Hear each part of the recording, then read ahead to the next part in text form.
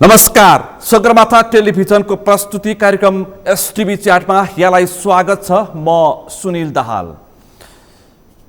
सैन्य गठबन्धनसँग जोडिएको विषय एसपीपीको विवाद अलि मत्थर जस्तो देखिएको छ। सरकारले हिजो मन्त्री परिषदबाट एसपीपीमा सहभागी नहुने पत्र पठाउने भन्ने निर्णय गरेपछि राजनीतिक रूपमा जुन किसिमको आरोप प्रत्यारोप र तर्क वितर्क भएको थियो, अब साम्यतर्फ उन्मुख पाएको छ।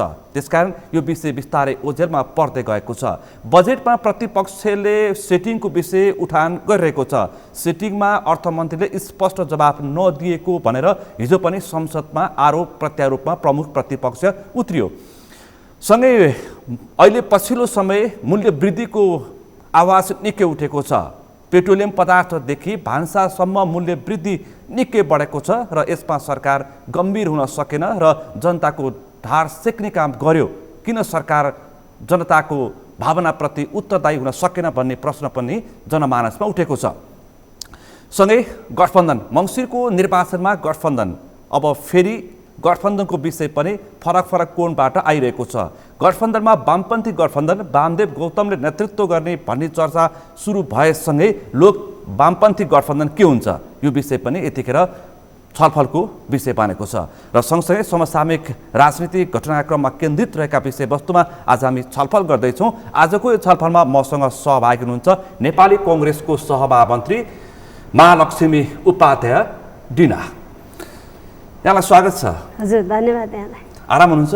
एकदम ठिक छु। अब केही दिन निकै नै तरङ्गित भएको यो अमेरिकी सेनासँग नेपालको सेनाको सैन्य गठबन्धनको सवाल र त्यसपछि प्रस्तुत भएका 10वटा बुँदा र त्यसले नेपालको मूल राजनीतिमा तरङ्गित गर्यो र हिजो चाहिँ निकै दबाव र प्रभाव परिसकेपछि मन्त्री परिषदबाट निर्णय भयो कुनै पनि सैन्य गठबन्धनमा नेपाल सहभागी हुन सक्दैन र एसपीपीमा पनि सहभागिता जनाउन सक्दैन, समझदारी गर्न सक्दैन भनेपछि अब चाहिँ के शान्त भयो होइन? यस्तो तपाईँले भन्नुभएको मन्त्री परिषदले नै निर्णय गरिसकेपछि त यसको जुन कुरा उठान भइरहेको थियो त्यसको औचित्य सकिसकेको छ। तर एउटा कुरा चाहिँ नेपालको सन्दर्भमा मैले कुरा गर्नुपर्दा नेपालको राजनीतिमा आफूले हिजो गरेका कुराहरूलाई बिर्सिने र अहिलेको कुरा अहिले के आयो भनेर त्यसलाई चाहिँ एजेन्डा बनाएर राजनीतिक रूपमा आक्षेप लगाउने प्रकृति चाहिँ रहिरह्यो।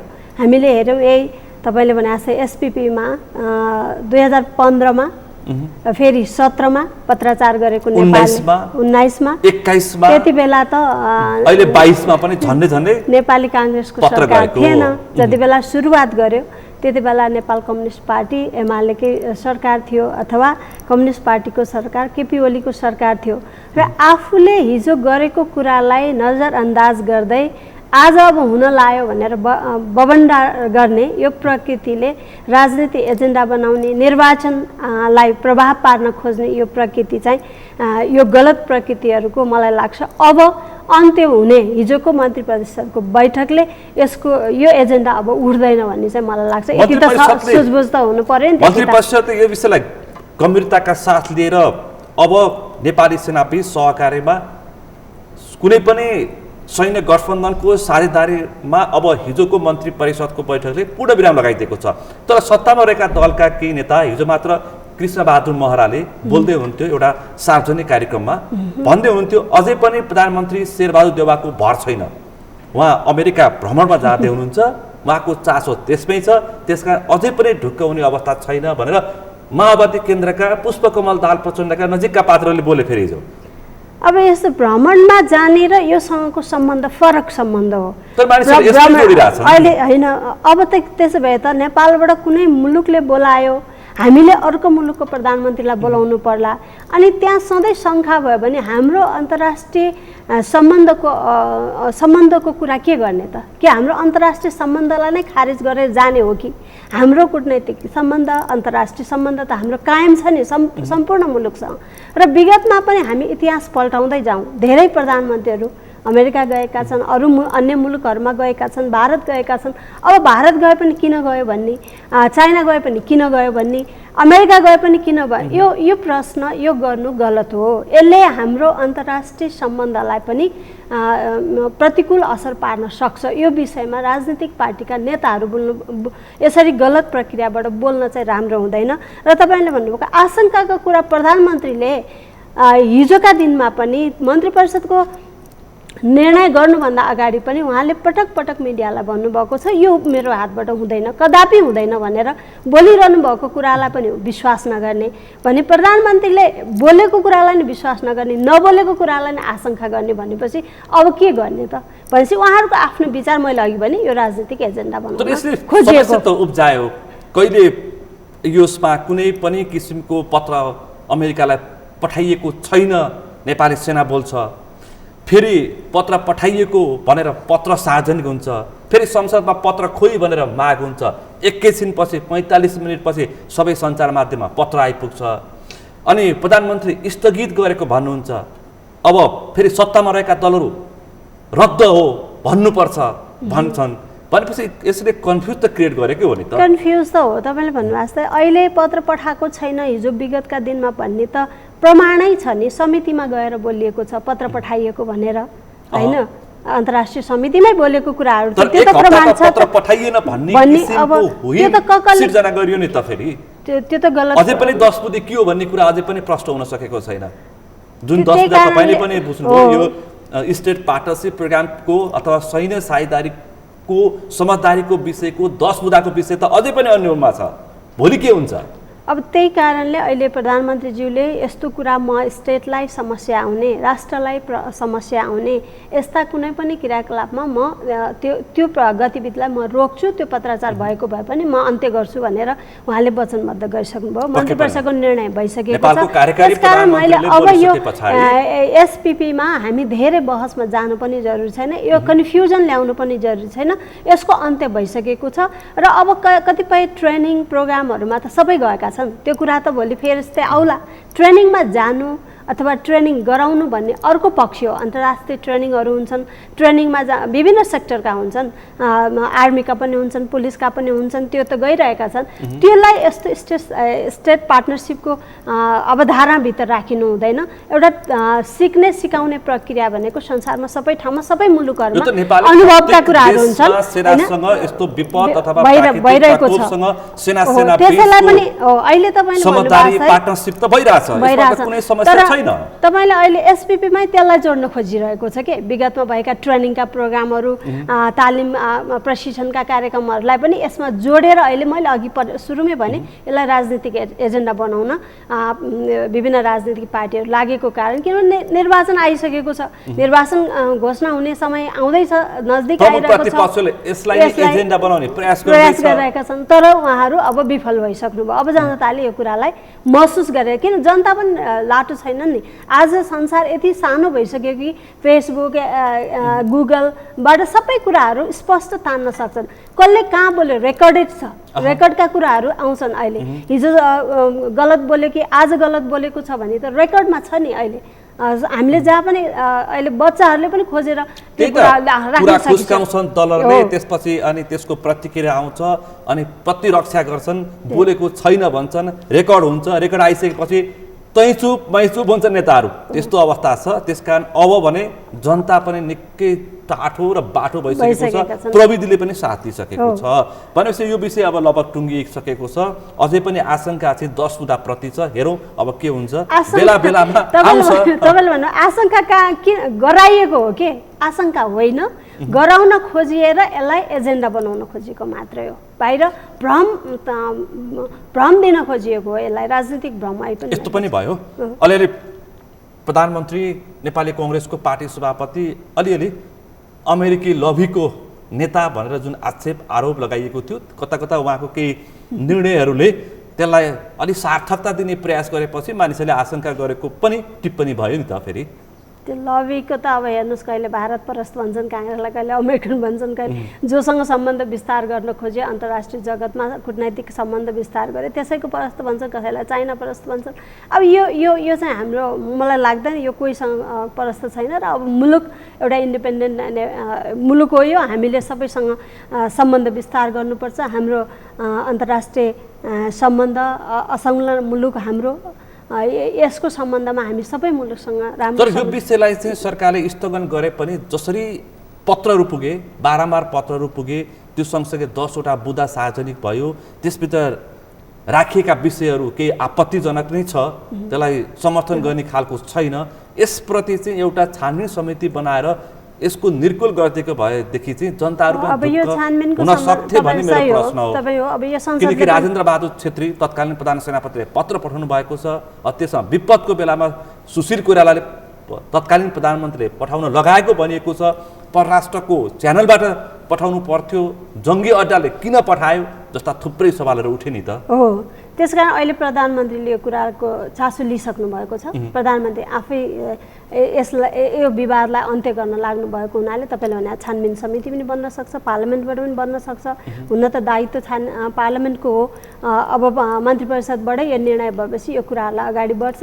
र अब तपाईँले भने जस्तै अघि भनिहाल्नु भने अमेरिका परस्त भन्छन्, अमेरिकासँग नजिक भन्छन्, लबी भन्छन्।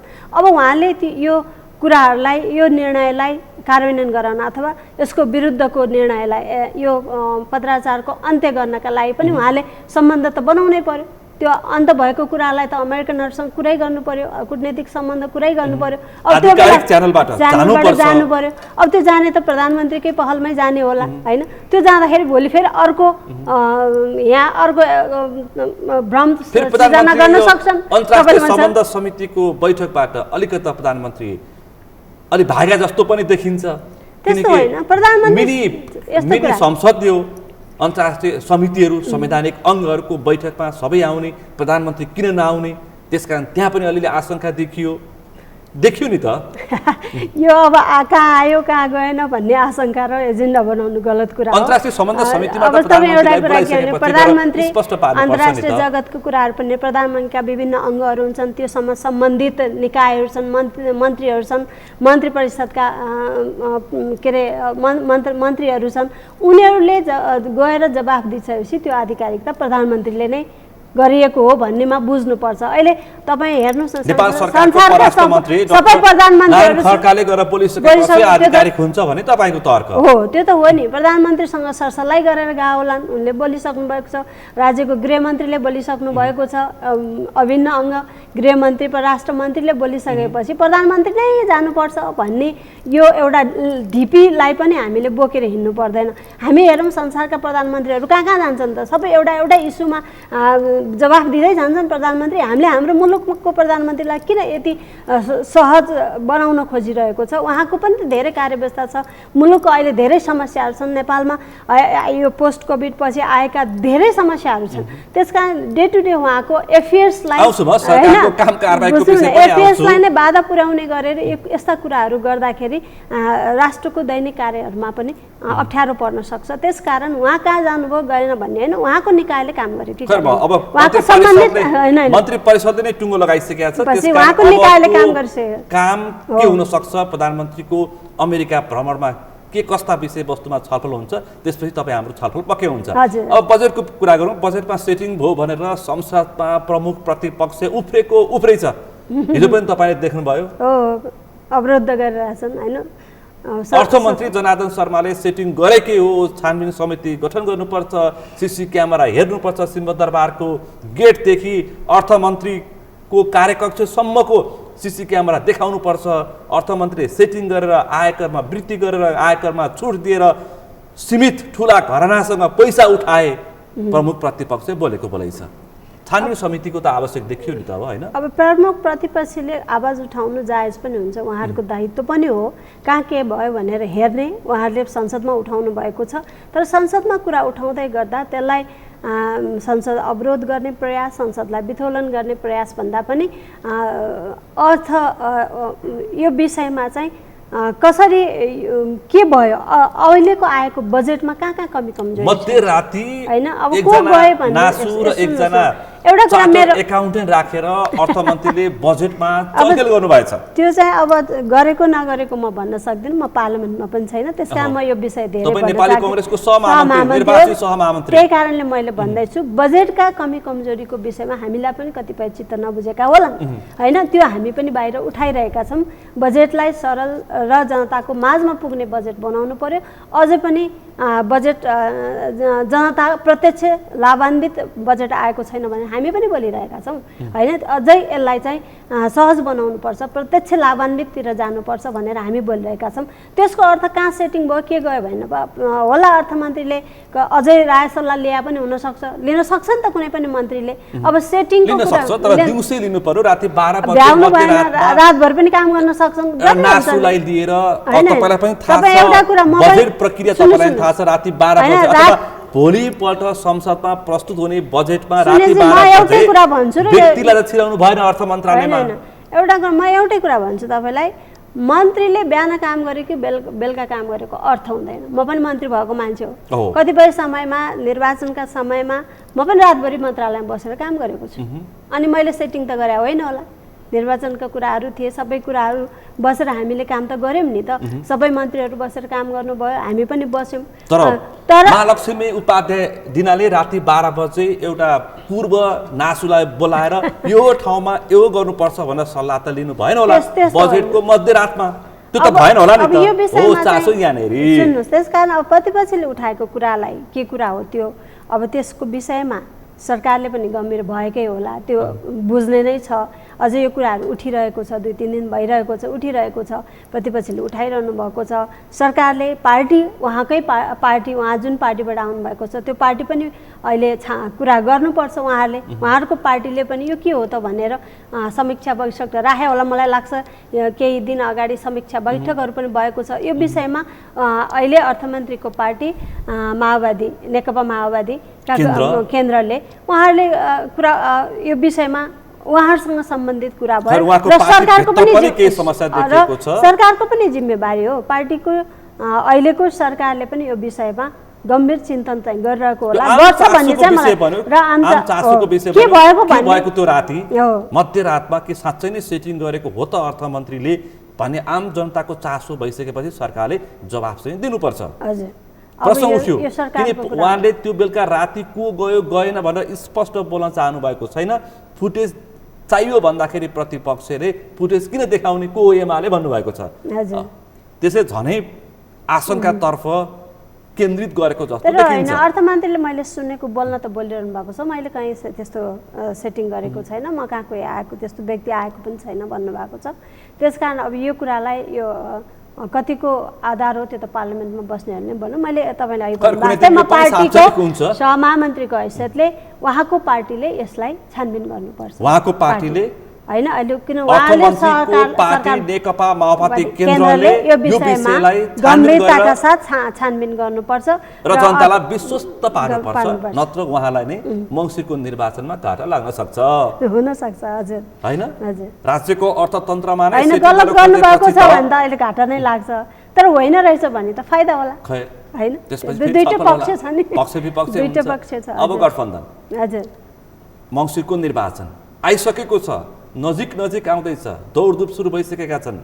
तपाईकै पार्टीका महामन्त्रीहरू प्रधानमन्त्री अब भावी प्रधानमन्त्री हुन सक्छु भनेर दाबीदारी प्रस्तुत गर्न थालेका छन्। हजुर, अब गठबन्धन के हुन्छ?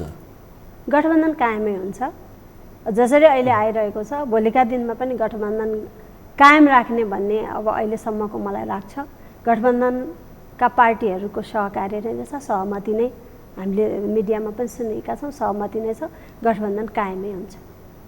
कसरी कायम हुन्छ? अब गठबन्धनभित्र अस्ति वैशाख 30 को स्थानीय तहको निर्वाचनमा गठबन्धनभित्र पनि सेटिङ भएछ। माधव कुमार नेपालले अहिले पनि भन्दै हुनुहुन्छ कि सेटिङ भयो, आजको उहाँहरूको सचिवालयको बैठक छ, त्यसमा के गर्ने भनेर हामी निष्कर्ष दिन्छौँ। अब फेरि उहाँ आफ्ना मन्त्रीहरू बोलाउनुहुन्छ, नयाँ मन्त्री पठाउनुहुन्छ, प्रधानमन्त्री व्यवस्था गर्नुहुन्छ, मन्त्रीको कुरा सुन्नुहुन्छ प्रधानमन्त्री, पार्टीको कुरा सुन्नुहुन्न, माधव नेपालको गुनासो छ। त्यस कारण माधव नेपाल र उपेन्द्र यादव गठबन्धनप्रति त्यति सन्तुष्ट हुनुहुन्न।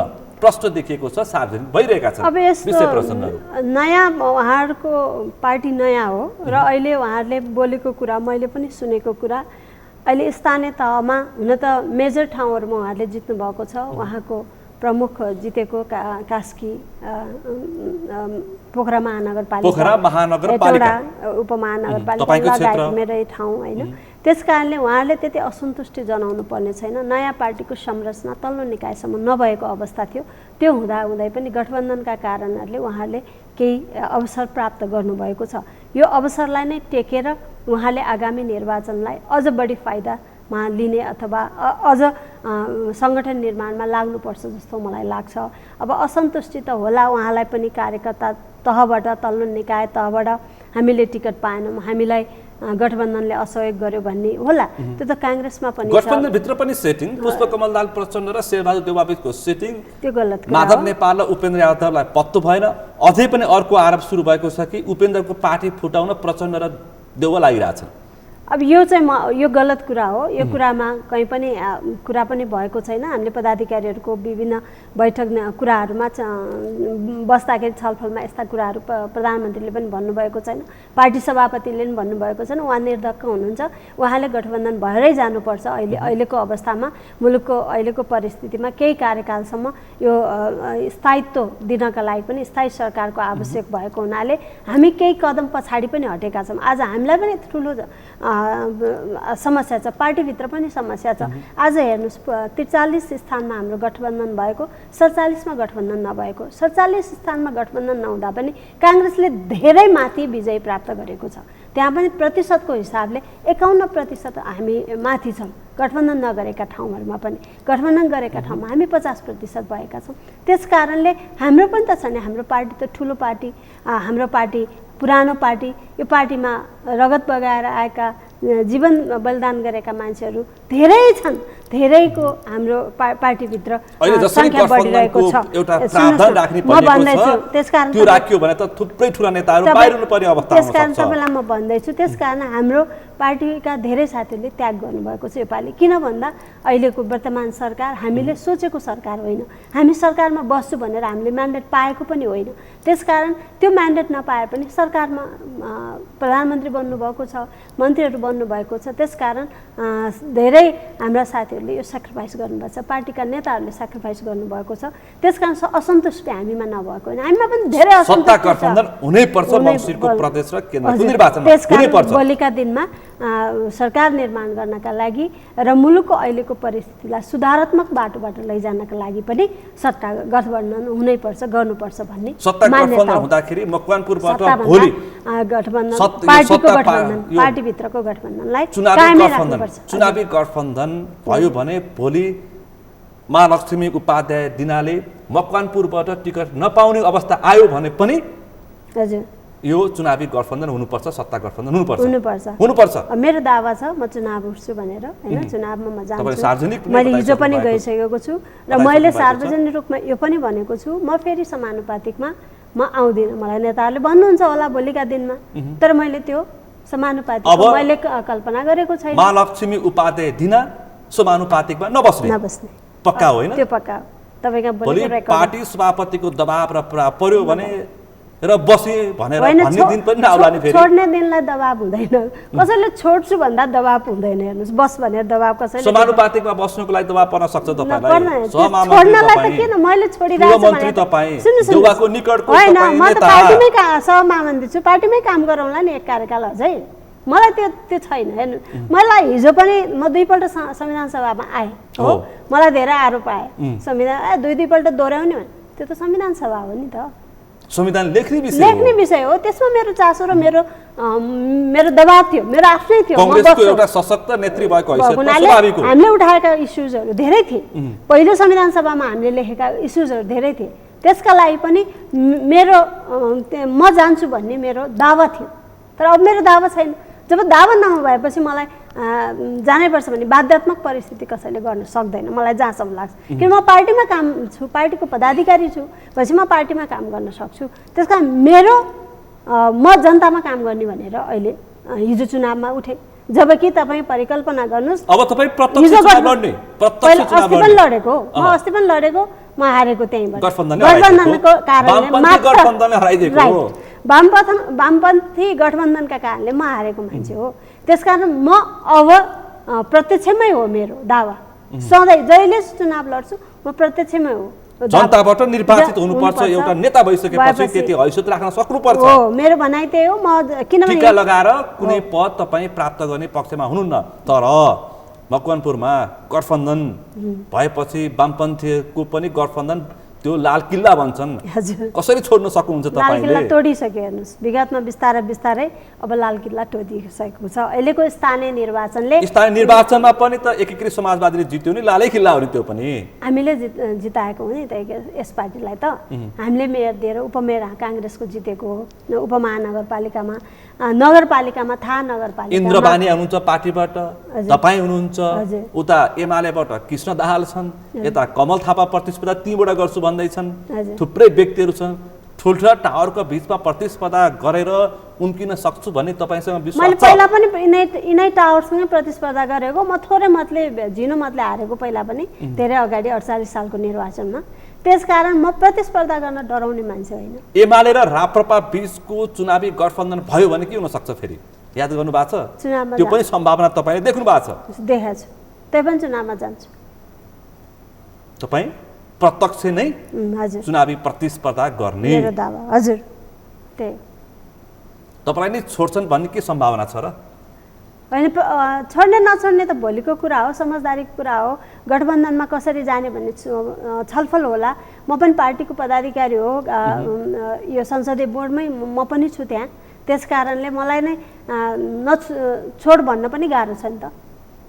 तर पार्टीको सहमहामन्त्रीलाई पदाधिकारीलाई छोड भन्न पनि गाह्रै छ हैन जबकि तपाई त फेरि पार्टी सभापतिको निकट नेत्री पनि हुनुहुन्छ जबकि अब हामीले उठाएको विषयहरू हामीले अहिले महिलाको प्रतिनिधित्व एउटा म महिला पनि हुँ हुन त पार्टीमा मैले महिला भनेर काम गरेको होइन अब तपाई त समग्र नेत्री तपाई हैन विद्यार्थी राजनीतिबाट काम गरेको म हैन त्यतिबेला त मैले महिलाको इस्यु त उठाइन तर समग्र महिलाको उत्थान कहाँ हुन्छ भन्दा हिजो पञ्चायत कालमा हामीले डेमोक्रेसी आएपछि हुन्छ भनेको थियौँ होइन त्यसकारण डेमोक्रेसीको लागि लडेर आएको पञ्चायत कालमै लडेको म होइन त्यसकारणले त्यो बेलादेखि आजसम्म हामीले उठाएका कुरा के हो भने हिजो डेमोक्रेसीको लागि लड्यौँ आज डेमोक्रेसीलाई शुद्ध बनाउनु पर्यो लोकतान्त्रिक पद्धतिलाई त्यसकारण म महिला आज पनि महिलाहरूलाई बढी टेक्निकल कुरा गर्न चाहन्छु म तपाईसँग इन्द्रबानी पनि त्यहीबाट प्रतिस्पर्धा गर्न खोज्दै हुनुहुन्छ ठिकै छ उहाँ र मेरो समझदारी पनि हुन सक्छ कांग्रेस भित्रको उहाँ पनि बागमती प्रदेशको हैन प्रदेश सभापति हो कांग्रेसको सशक्त नेता हुनुहुन्छ हजुर हजुर त्यसकारण उहाँ र हामी त कुरा मिलाउन हाम्रो पार्टीको बीचको चाहिँ तपाईले त्यसमा चिन्ता नलिए हुन्छ माओवादीले खोल्ला एकीकृत समाजवादीले हामीले त मेरै जितेको छ भनेर फेरि खोज्ला त्यही कारणले तपाईले हाम्रो पार्टीको आन्तरिक कुरामा दुईटा क्षेत्र छ एउटा क्षेत्र कांग्रेसले प्राप्त गर्छ हाम्रो पार्टीको बीचको तपाईले चिन्ता लिनु परेन तर अब तपाईले भने दुईटै छोड भन्न पनि त सक्दैनन् कांग्रेसलाई अहिले कांग्रेसको त्यत्रो बहुमत आएको छ स्थानीय निकाय हामीले धेरै ठाउँमा जितेका छौं त्यसकारण अहिले कांग्रेसको एउटा सिट पनि नदिनु भन्ने त हुँदैन होला नि दुईटा क्षेत्रमा दुईटै क्षेत्र कांग्रेसलाई छोड्नु पर्ने बाध्यात्मक परिस्थिति त हुँदैन होला त्यो पक्षमा एउटा कांग्रेसले पाउँदै गर्दा त्यसमा हामी सहमति गरेर चुनावको उठ्ने कसले लिने भन्ने कुरा भोलि हामी तय गर्न सक्छौं खैर तपाईलाई अग्रिम शुभकामना छ अर्को एउटा विषय जोड्छु म अब तपाईको पार्टी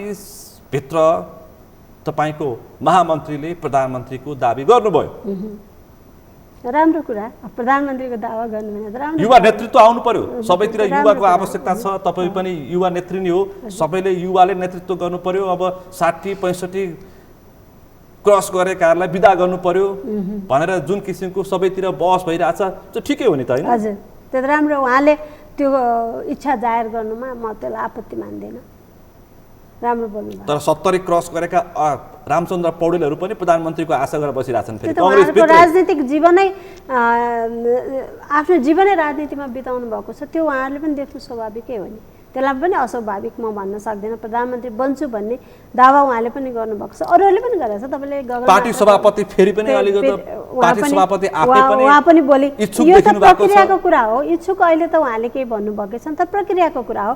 भोलि हाम्रो पार्टी फर्स्ट पार्टी भएर जितेर आउनु पर्यो, दलको नेतामा जित्नु पर्यो, प्रक्रियाहरू छन् नि। प्रक्रिया पछि मात्रै प्रधानमन्त्री प्राप्त गर्ने कुरा हो। त्यस कारण त्यो प्रक्रियामा जसले जित्छ जो अगाडि हुन्छ त्यसैले प्रधानमन्त्री पाउँछ।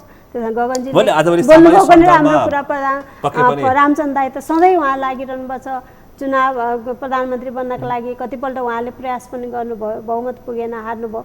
त्यसकारण अहिले जसले प्रधानमन्त्रीको उहाँले एउटा इच्छा जाहेर गर्नुभएको छ त्यसलाई मैले अन्यथा सम्झेको छु। तपाईँ सम्मान गर्नुहुन्छ, युवाहरूले देशको नेतृत्वको दाबी गरेको विषयलाई तपाईँ सम्मान गर्नुहुन्छ युवा कङ्ग्रेसभित्रको पदाधिकारी र युवा नेतृत्वको हैसियतमा। स्वाभाविक हो, अहिले सामाजिक सञ्जालमा यो विषय निकै बहसका साथ प्रस्तुत भएको छ। कङ्ग्रेसबाट विश्वप्रकाश, प्रदीप, चन्द्र भण्डारी जस्ताका व्यक्तिहरूको नाम आइरहेछ। उता एमालेबाट आएको छ, माओवादीबाट। युवा पुस्ता चाहिँ अब जबरजस्त स्थापित हुनुपर्छ भन्ने एक किसिमको सामाजिक स्तरबाटै दबाव र प्रभाव चाहिँ पर्न थाल्यो। अब युवा पुस्ता जबरजस्त स्थापितको कुरा होइन, सशक्त हुनुपर्छ भन्ने कुरा हो। सशक्त उपस्थितिको आवश्यकता छ, सशक्त हुनुपर्छ होइन। त्यसकारण म युवा हो मलाई छोड भन्ने होइन। उहाँको अहिले जसरी गगन थापा त्यत्रो अत्याधिक मतले ल्याएर उहाँ महामन्त्री बन्नुभयो, उहाँको सशक्तता हो नि त।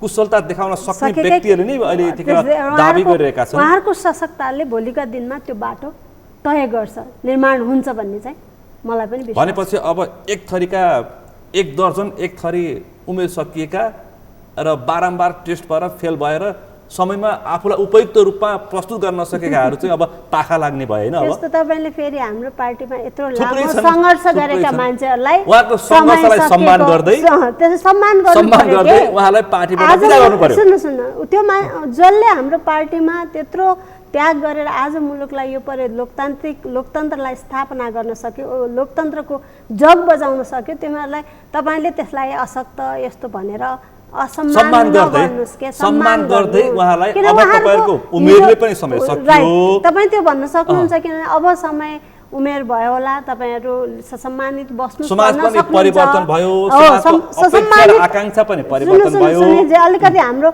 मिडियाले पनि हाम्रो नेतृत्वहरूलाई अलि प्रत्येक नेतृत्वलाई हैन, कांग्रेस मात्रै हैन, एमाले भित्र पनि छन्, सबै पार्टी माओवादीमा छन्। हामी माओवादीमा पनि 36 वर्षसम्म एउटै पार्टीको नेतृत्व गर्ने पुष्पकमल दाहालको पनि हामी आलोचना गरिरहेका छौं। कम्तीमा कांग्रेसमा त 5 वर्षमा अधिवेशन भएर नयाँ नेतृत्व त आउँछ। त्यही त भने। त्यसकारण अब हाम्रो पार्टी त धेरै पुरानो पार्टी हो नि त, उहाँहरूको पार्टी भन्दा उहाँहरू पछि बनेको पार्टी हो हैन। त्यसकारण हाम्रो पार्टीमा त्यत्रो त्याग तपस्या गरेको मान्छेलाई तैँले छोड्नुपर्छ भन्ने होइन, आफ्नो सशक्तताले उनीहरूलाई सम्मानका साथ बहिर्गमन गर्नुपर्छ। एक्जिट भन्नुपर्छ हुन्छ नि, सम्मानका साथ बहिर्गमन गर्ने बाटो तय गर्नुपर्छ, सम्मानित हुने बाटो अवस्था सिर्जना गर्दै उहाँलाई ससम्मान अब तपाईहरु आराम गर्नुस् भन्नु पर्यो, तपाईले पनि बोल्नु पर्यो, भन्नुपर्छ। हामी सबै मैले भने प्रक्रियाका कुरा हो, प्रक्रियाबाटै जान्छ, प्रक्रियाबाटै ससम्मान गर्नुपर्छ भन्ने। बस्दाखेरि उठाइदिनु पर्छ, प्रधानमन्त्री चाहिएको छ सबैलाई। मैले कांग्रेस मात्रै हैन कि, कांग्रेसमा पनि छ, एमालेमा पनि छ, माओवादीमा पनि छ, सबै पार्टीमा त्यो किसिमको एउटा जुन पदप्रतिको लालसा छ नि, हजुर, त्यसप्रति बालेन्सा, हर्क साम्पाङ, गोपी हमालहरू देखा पर्न थाले क्या हो। तपाईले अहिले चाहिँ 2-4 जना स्वतन्त्र उम्मेदवार राम्रो जित्नु भएको छ, राम्ररी मत प्राप्त गर्नुभएको छ, त्यसलाई पनि म सम्मान गर्छु। र यस्तो हिजोका दिनमा पनि, हिजो स्थानीय निकाय भन्दा पनि संसदमा प्रदेशमा पनि स्वतन्त्र उम्मेदवारहरू उठ्नु भएको थियो, उहाँहरूको त्यत्रो प्रचार प्रसार भएन। तर अहिले परिस्थितिले तपाईँले भने जस्तो मिडियाको प्राविधिक क्षेत्रको बढोत्तरीका कारणले, एक्सेस बढी भएको कारणले स्वतन्त्र उम्मेदवारहरू धेरै हाइलाइट हुनुभएको छ। प्रदेश र केन्द्रमा पनि तपाईलाई टक्कर दिनका लागि स्वतन्त्र उम्मेदवारहरूले चुनावमा प्रचार प्रसार र उम्मेदवारी घोषणा गरिसकेका छन्। काठमाडौँदेखि मुख्य शहरहरूमा उनीहरूले अब दलका नेताहरूसँग सिधा फेस गर्ने भनेर मैदानमा आउने चेतावनी दिइसकेका छन्। अब यस स्वतन्त्र उम्मेदवारहरूको संसदमा हिजोको निर्वाचनमा पनि हामीले फाटाफुटा थियो, अब त 70 रुपैयाँ आउँदैछन्। कति हुन्छ त्यो पनि अब जनताको कुरा हो। काठमाडौँ भित्र 1 दर्जनले घोषणा गरिसके नाम चलेका चर्चित व्यक्तिहरूले। ठीक छ, त्यो घोषणा गर्नु र भोलि निर्वाचनबाट विजयी भएर संसदमा जानु फरक प्रक्रिया हो, फरक प्रस्तुति हो। त्यसकारण जनताले नै अनुमोदन गर्छ भने हाम्रो आपत्ति के लाग्छ हैन? के लाग्छ? जनता नै अन्तिम विश्वास हो, अन्तिम जनताको मत नै अन्तिम विश्वास हो। कांग्रेसको विभागहरू चाहिँ किन टुङ्गिँदैन? अधिवेशन भएको 6 महिना बढी भइसकेन? हजुर, तपाईँ जिम्मेवार पदाधिकारी, यस्तो हामीले सधैँ कांग्रेसको रोग हो क्या यो चाहिँ फेरि? होइन, रोग भन्दा पनि अहिले चाहिँ हाम्रो निर्वाचन समय पनि भयो, यो वर्ष हाम्रो निर्वाचनको समय पनि भयो। पार्टीको अधिवेशन लगत्तै हामी स्थानीय निर्वाचनमा होमियौँ, जसका कारणले धेरै कुराहरू र जिल्ला तहमा पठाउने यो घर घर जाउँ काङ्ग्रेस जिताउँ अभियानलाई सशक्त बनाउँदै हामी बढेका हुनाले यो पाटोमा हामी काम गर्न सकेनौँ। त्यसपछि लगत्तै फेरि अहिले अहिले यो निर्वाचन सकेपछि आएर पदाधिकारीको बैठक पनि भएको छैन। योभन्दा अगाडि पदाधिकारीको बैठकबाट हामी निर्वाचनपछि हामी यसलाई अगाडि बढाउने भन्ने भएको छ। अब बैठक बस्दै होला र प्रधानमन्त्रीज्यू पार्टी सभापति पनि हुनुभएको हुनाले उहाँको दोहोरो जिम्मेवारी छ। त्यसकारण पनि पार्टीको अहिले सरकारकै काममा निर्वाचनकै काममा पनि धेरै व्यस्तता अहिले त पार्टी सभापति मात्रै हुनुहुन्न नि, प्रधानमन्त्री महामन्त्रीमा 2 जना सशक्त युवा हुनुहुन्छ, त्यसकारण सहमहामन्त्रीमा तपाईँ हुनुहुन्छ, जीवन परियार हुनुहुन्छ। यस्ता युवा नेतृत्व सशक्त समय दिन सक्ने खालका नेतृत्व हुँदा हुँदै पनि तपाईँहरू किन यो विगतको परम्परालाई फेरि पनि निरन्तरता दिन चाहनुहुन्छ? अब यो छिटै हुन्छ, तपाईँहरूले यसमा धेरै भनिसक्नु भएको छ। किन भन्दाखेरि तपाईँको वरिष्ठ नेता रामचन्द्र पौडेलले हिजो एउटा सार्वजनिक कार्यक्रममा भन्दै हुन्थ्यो कि जति कराए पनि हुन्न, उहाँको हाम्रो पार्टी सभापतिको प्रवृत्तिमा परिवर्तन हुँदैन भन्दै हुनुहुन्थ्यो क्या, गुनासो पोख्दै हुनुहुन्थ्यो सञ्चार माध्यममा। अब तुरुन्तै कार्य समितिको बैठक पनि राखिँदैछ, त्यो अगावै हामी पदाधिकारीको बैठक बस्ने कुरा पनि उपसभापतिले कतै जानकारी गराउनु भएको छ।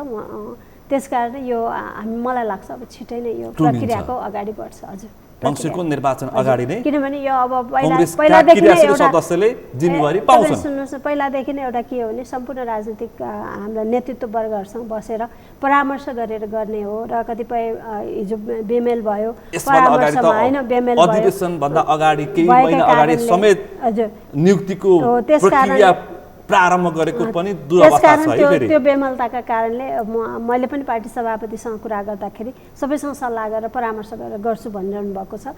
त्यसकारण सबै नेतृत्वहरू काठमाडौँ नआइसकेको अवस्था पनि हुनसक्छ र उहाँले अब यो कार्यलाई, यो गृह कार्यलाई अगाडि बढाउने मैले किन यो विषयलाई बारम्बार उठाइरहेको छु भन्दाखेरि तपाईँले हिजो यस्तै किसिमको आवाज उठाउनु भएको थियो होइन, सधैँ ढिला सुस्ती नियुक्तिमा, जिम्मेवारीमा। किन काङ्ग्रेसमा यो किसिमको प्रवृत्ति सधैँ स्थापित भइरहन्छ भन्ने तपाईँहरूको आवाज थियो। अब तपाईँहरू आफै नेतृत्वमा पुग्नु भएको छ, त्यसकारण काङ्ग्रेस जनको चासो छ।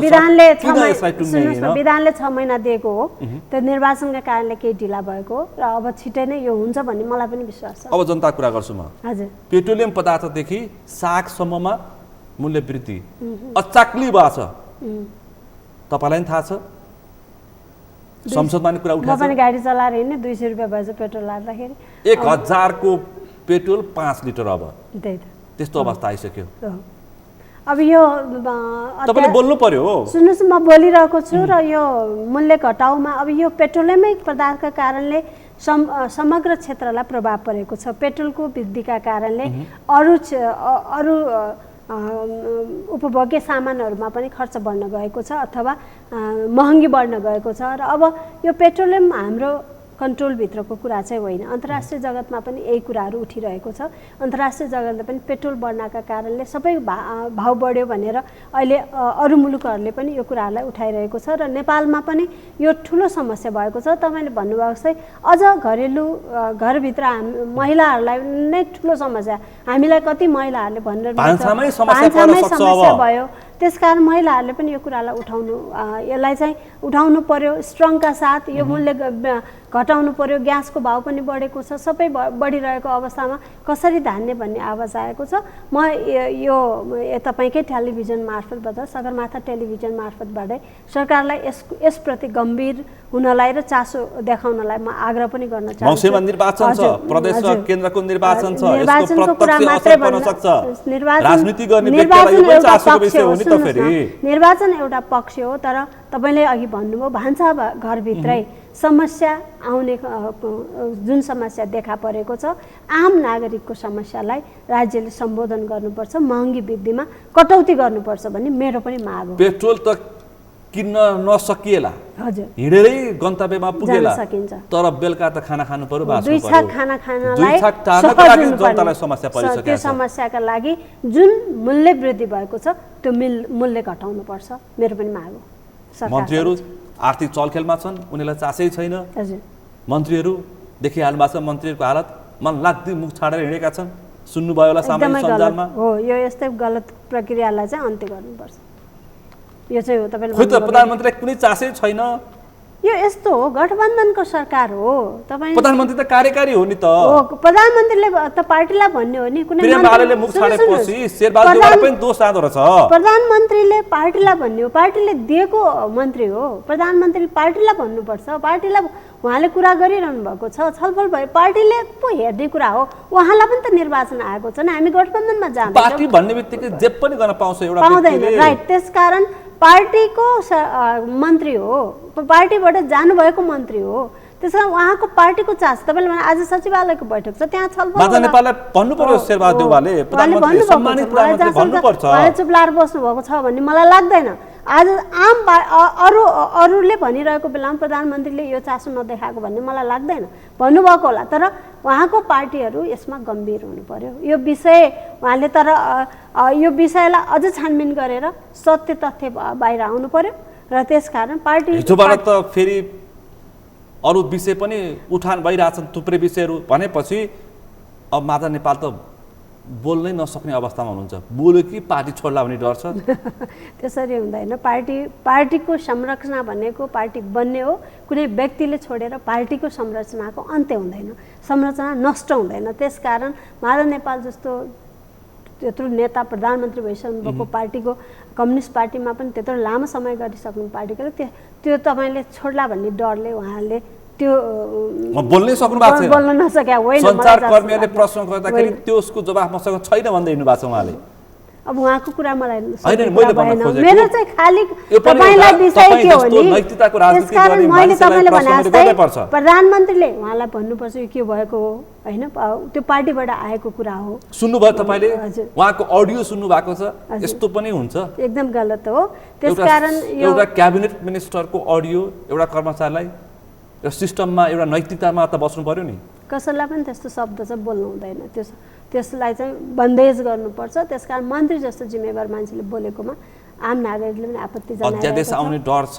फेरि उपेन्द्रको पार्टी फुटाउन चर्चा त्यो पनि छ त्यसमा फेरि त्यो घानमा माधव नेपालको पार्टी पनि पर्न सक्छ त्यस्तो होइन अध्यादेश अब मलाई आउँछ जस्तो लाग्दैन सुनिँदैछ, अब गाई निर्वाचन गुई। आइसकेको छ यो अध्यादेश अब गाई गुई त के आउँछ नभएको कुरा पनि आउँछ भएको डाक्टर कुरा पनि बाबुराम आउँछ। भट्टराई होइन त्यसकारण अब र उहाँहरूको प्रयास होला शेरबहादुर देउवा बीचको हजुर। चोसोमोसो मिल्दैछ अरे तर उहाँहरूको प्रयास हुन सक्ला तर मलाई लाग्दैन प्रधानमन्त्रीज्यूले अब निर्वाचनलाई टार्गेट गरिसक्नु भएको छ आगामी निर्वाचन कसरी सफल बनाउने यो निर्वाचनलाई जसरी स्थानीय निर्वाचन स्वच्छ भयो होइन त्यसकारण अब आगामी निर्वाचनलाई कसरी टुङ्गोमा पुर्याउने भनेर प्रधानमन्त्रीको ध्येय त्यतातिर छ त्यसकारण उहाँले मलाई लाग्छ कि क्रमागत रूपमा उहाँ यो दलीय गठबन्धनका नेताहरूसँग बसेर छलफल पनि गरिरहनु भएको छ यसले एउटा बाटो तय गर्छ अब तपाईँले भने जस्तै अब यो निर्वाचनमा प्रधानमन्त्री केन्द्रित हुनुभएको छ फेरि अहिले मैले वामपन्थी गठबन्धनको कुरा पनि उठाएको थिएँ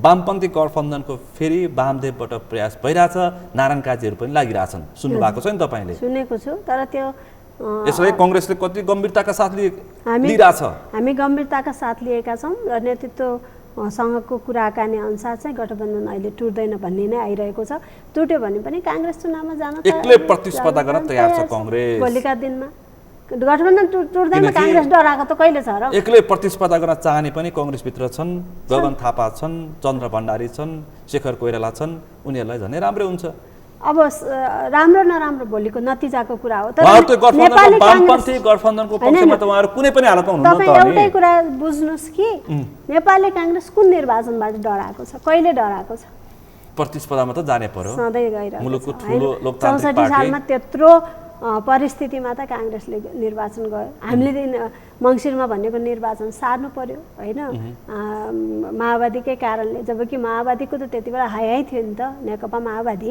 त्यत्रो थियो हामी सबै जित्छौँ भनेर आएको माओवादीले 6 महिना सार्न लगाएकै हो, सरकारलाई बाध्य बनाएकै हो कि होइन भन्नुहोस्। त्यसका निर्वाचनको मिति तय गरेपछि काङ्ग्रेस जिम्मेवार छ, गैर जिम्मेवार छैन। काङ्ग्रेस प्रतिस्पर्धामा अहिलेसम्म हामीले देखेको गठबन्धनले आजको सरकार निर्माण भएको छ। भोलि त्यो गठबन्धनलाई हाम्रो दायित्व हुन्छ त्यो निर्वाचनसम्म पुर्याउने, नेपाली काङ्ग्रेसको दायित्व हुन्छ।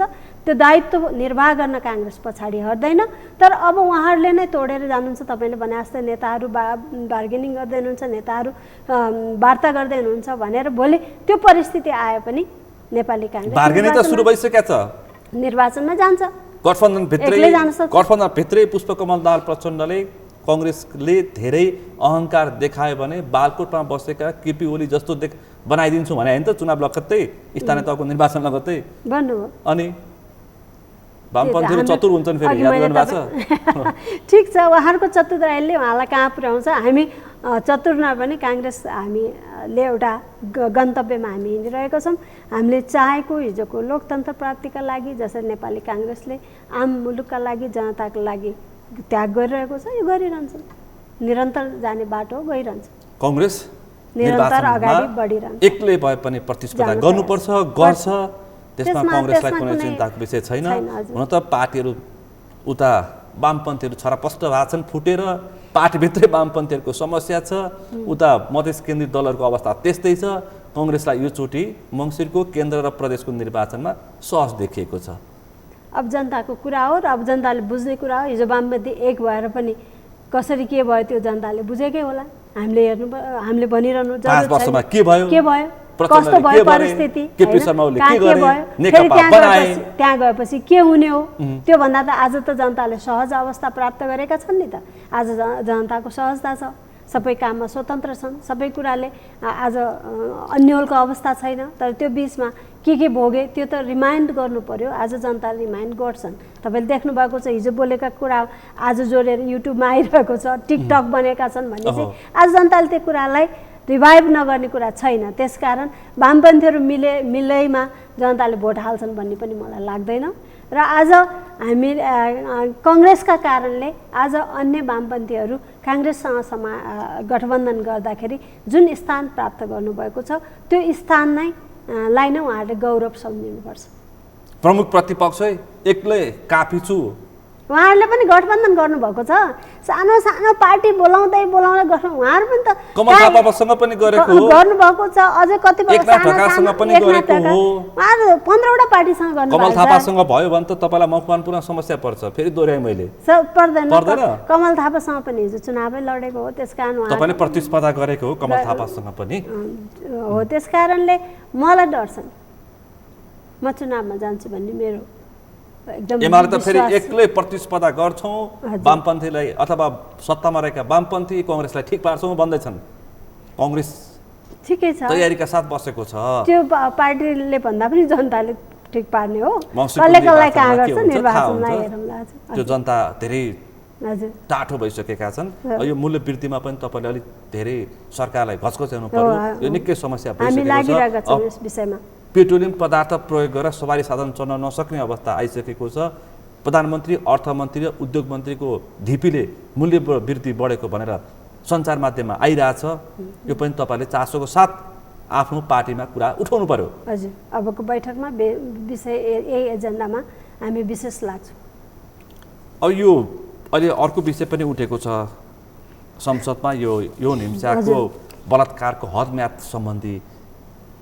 अब महिला नेत्रीहरू नै भन्छन् संसदमा आवश्यक छैन, हदम्याद लगाउनुपर्छ भन्छन्। फेरि अर्को थरी पार्टीका महिला नेत्रीहरू हदम्यादको आवश्यकता छैन भन्छन्। अब घटनाक्रमहरू, ठुल्ठुला घटनाक्रमहरू सार्वजनिक भइरहेछन्, विषय गम्भीर हुन थालेको छ। एक पछि अर्को घटनाक्रमहरू जोडिएर आएका छन्, के गर्नु पर्ला? अब अहिले यो विषयमा हामीले हदम्याद हटाउनुपर्छ भनेर प्रधानमन्त्री, गृहमन्त्री लगायत हामीले यो उहाँहरूलाई ज्ञापन पत्र पनि बुझाइसकेका छौँ। पार्टीको नेपाली काङ्ग्रेसको सम्पूर्ण केन्द्रीय सदस्यहरू बसेर हामी जति महिलाहरू उपस्थित भएर हामीले यो विषयमा प्रधानमन्त्रीलाई जाहेर गर्नुभयो। प्रधानमन्त्री यसप्रति गम्भीर छु, म यो विषयमा म लाग्छु भनेर भन्नुभएको छ।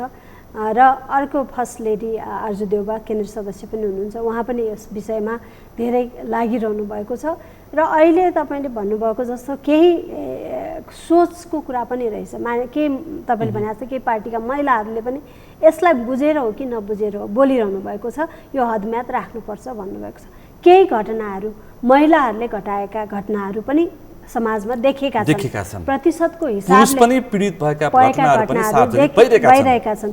त्यसकारण हाम्रो माग के हो भने कसैले पनि न्याय माग्न जाँदा समयको हदबन्दी राख्नु, न्यायको ढोका खुला हुनुपर्छ, न्यायको ढोका सदैव खुला हुनुपर्छ। न्याय माग्न जाँदा ढोका बन्द गरिनु हुँदैन। त्यसकारण यो हदम्याद भनेको न्याय माग्न जाँदा बन्द गरिएको ढोका हो। त्यसकारण न्यायको ढोका सधैँ खुला हुनुपर्छ।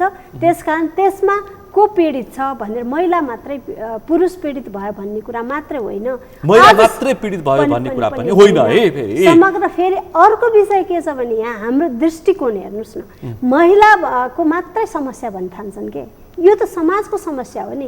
आज तपाईँले भने जस्तो संसदमै पनि बोलिरहेछन् महिलाहरूको, अब लुगा कस्तो लायो भनेर लुगा लाउन सिकाउनुहोस् भनेर महिलाहरू बोल्नुहुन्छ।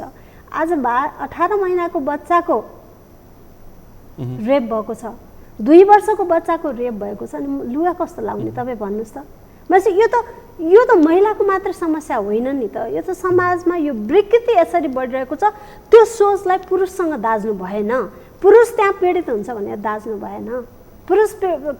पुरुषको पीडितको त अरू पक्षहरू होलान्, सामाजिक विकृति होलान्, आर्थिक कुराहरू होलान्, त्यसलाई रोकथाम गर्ने कुराहरू धेरै बाटोहरू छन्। त्यो बाटोलाई हामीले गरौँ। र अर्को कुरा मैले भन्दै आएको के कुरा हो भने अपराधीभित्र जो अपराधी हुन्छ उसलाई दण्ड सजाय हुन्छ, त्यसमा लैङ्गिक भेदभाव हुनु हुँदैन। अथवा महिला अपराधी छ भने महिलालाई कारवाही नगर भनेर हामीले कहीँ बोलेका छैनौँ। आज पनि जेलमा महिला होलान्, त्यो जेलमा महिला बस्नै हुँदैन भनेर हामीले त बोलेका छैनौँ नि। अपराधी जो छ त्यसलाई सजाय हुनुपर्छ र न्याय माग्न जाँदाखेरि न्याय पाउनुपर्छ, न्यायको ढोका खुला हुनुपर्छ। त्यति हो हाम्रो, त्यति माग हो।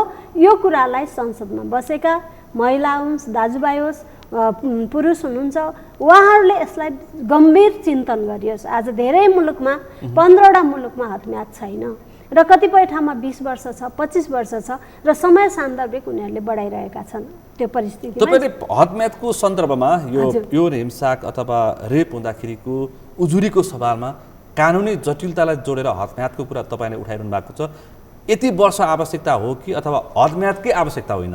हदम्यादै चाहिँदैन मेरो भनाइमा होइन। तर यहाँ कुरा उठेको छ बालबालिका, अशक्त, वृद्धहरूलाई चाहिँ हदम्याद राखिनु हुँदैन भनेको छ होइन, त्यो कुरा पनि उठेको छ।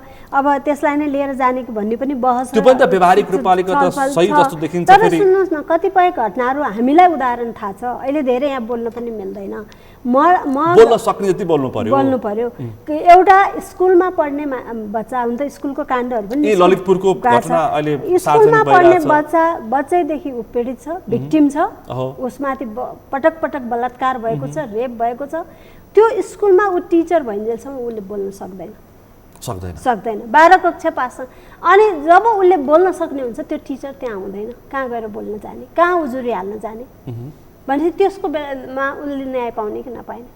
त्यो मात्रै होइन, कतिपय ठाउँहरूमा घरभित्रै हिंसा भएको छ, त्यही घरमा बस्नुपर्छ। उसले बोल्ने कहिले, उसले बोल्ने क्षमता, डिप्रेसनमा मान्छेहरू गइरहेको छ दिनाउदिन। उसले बोल्न समय कहिले 1 वर्ष नाग्छ, 5 वर्ष नाग्ला, अनि 10 वर्षपछि त उसले बोल्छु भन्दाखेरि उसले न्याय पाउने कि नपाउने, त्यो विषयवस्तुहरू छन् के। त्यसकारण समाज पनि भड्किनु भएन, हदम्याद हटाउँदामा सबै पुरुष जेल जाने होइन। फेरि यो तपाईँहरूले दिमागबाट निकाल्नु पर्यो। त्यहाँ कानुनी प्रमाणहरू, कानुनी उपचार पनि त खोज्नु पर्यो नि त। कानुनी उपचार नखोज्ने अनि सबै मान्छे जेल जान्छन् भने त्रसित हुने त यो त समाज हाम्रो राम्रो होइन। यो समाजको शुद्धिकरण जरुरी छ। दोषी चस्मा पुरुषलाई मात्रै पनि देख्नु भएन र दोषी चस्मा महिलालाई मात्रै देख्नु भएन। मैले भनिरहेको छु, महिला अपराधी छ भने उसलाई पनि कानुनी धारा ल्याउनु पर्छ। हस् त, थुप्रै विषय प्रसङ्गमा छलफल गरियो। छलफलमा तपाईँले स्पष्ट जवाफ दिनुभयो। यो समय र समाजको लागि विशेष रूपमा आभार व्यक्त गर्न चाहन्छु। हजुर, तपाईँलाई पनि धेरै धेरै धन्यवाद। धेरै समयपछि तपाईँको टेलिभिजनमा आएर बोल्ने अवसर प्राप्त भयो। धन्यवाद। आज हामीले विशेष गरी अहिले जुन समसामयिक विषयवस्तुहरू एसपीपी सँगसँगै बजेट र जोडेका कङ्ग्रेसभित्रका विभागका कुराहरू र त्यो सँगसँगै अन्य समसामयिक राजनीतिक विषयवस्तुमा केन्द्रित रहेर छलफल गऱ्यौँ। आजको छलफलमा मसँग सहभागी हुनुहुन्थ्यो नेपाली कङ्ग्रेसको सहमहामन्त्री महालक्ष्मी उपाध्याय डिना। आजको विषय प्रसङ्ग यति नै। भोलि अर्को विषय प्रसङ्ग साथ एसटिभी च्याट ल्याउने बाचा गर्दै म सुनिल दाहाल पनि बिदा चाहन्छु। सगरमाथा टेलिभिजन हेर्दै गर्नुहोला। नमस्ते।